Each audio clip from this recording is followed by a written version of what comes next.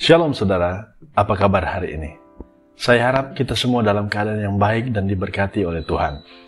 Di edisi kali ini kita akan membahas tentang Renungan Harian Keluarga, hari Senin, tanggal 22 Agustus 2022. Masih dalam tema sentral kita sepanjang minggu ini, yaitu Jangan Menghakimi. Hari ini, RHK mengangkat sebuah tema tentang iman bukan soal makanan dan minuman.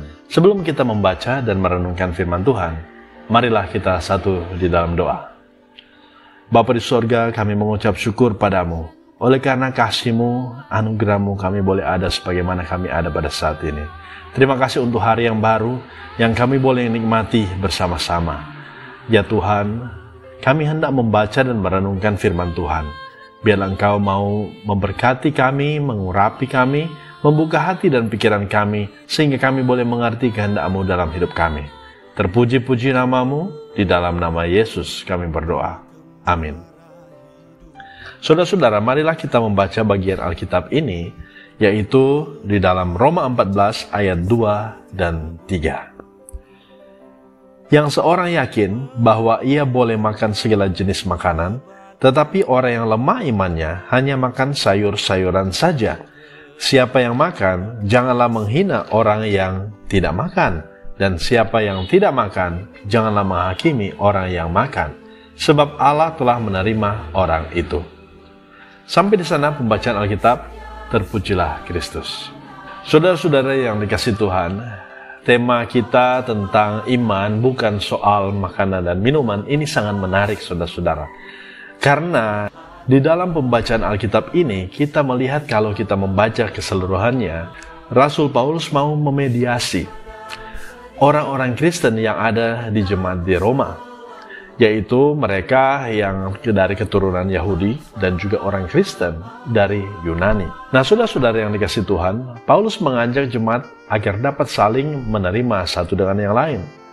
Meski dalam ketidaknyamanan satu dengan yang lain, pertentangan terjadi karena perbedaan keyakinan tentang makanan serta cara beribadah. Perbedaan praktek hidup keimanan masing-masing disebut antara si kuat dan si lemah. Jadi di sini tentang si kuat dan si lemah ini bukan menunjuk pada status sosial, tetapi iman. Orang-orang Kristen Yahudi, mereka kembali ke Roma setelah mengalami peristiwa pengusiran dari Kaisar Claudius. Dan mereka belum berani untuk membuka tempat khusus untuk menyembelih daging sesuai dengan kosher, di mana seluruh darah harus dikeluarkan, kalau tidak dipandang najis. Karena itu mereka hanya makan sayur-sayuran saja. Karena persoalan makanan inilah, orang Kristen non-Yahudi menghina orang Kristen Yahudi.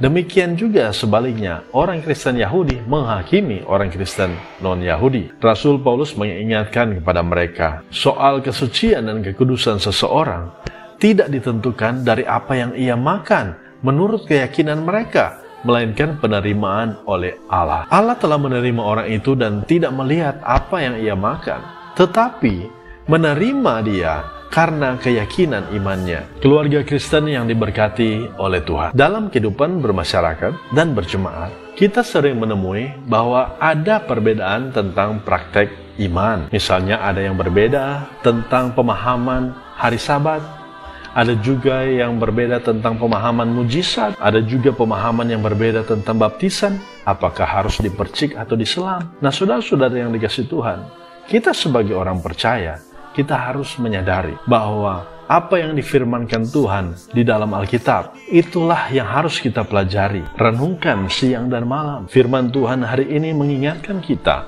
agar supaya jangan kita menghina atau menghakimi menurut keyakinan kebenaran sesuai dengan tradisi yang kita miliki. Tetapi hendaklah kita melihat keberagaman itu sebagai kekayaan anugerah Allah. Yang paling penting tentu saja, apa yang kita lakukan harus berpadanan dengan firman Tuhan. Dan firman Tuhan itu sudah lengkap dari perjanjian lama dan juga perjanjian baru. Kalau ada hal-hal yang lain yang tidak sesuai dengan firman Tuhan, maka kita harus menghindarinya. Dan kita harus melihat Tuhan Yesus Kristus sebagai kebenaran itu sendiri. Tuhan Yesus memberkati kita dengan firman-Nya. Amin. Marilah kita satu di dalam doa. Ya Allah Bapa dalam sorga, oleh pertolongan Roh Kudus, tolong mampukan kami untuk tidak menghina dan menghakimi orang lain. karena perbedaan yang kami miliki. Berilah kami iman untuk menghormati perbedaan yang ada, namun kami mau menjunjung tinggi firman yang Engkau berikan bagi kami. Dalam nama Tuhan Yesus, kami berdoa. Amin.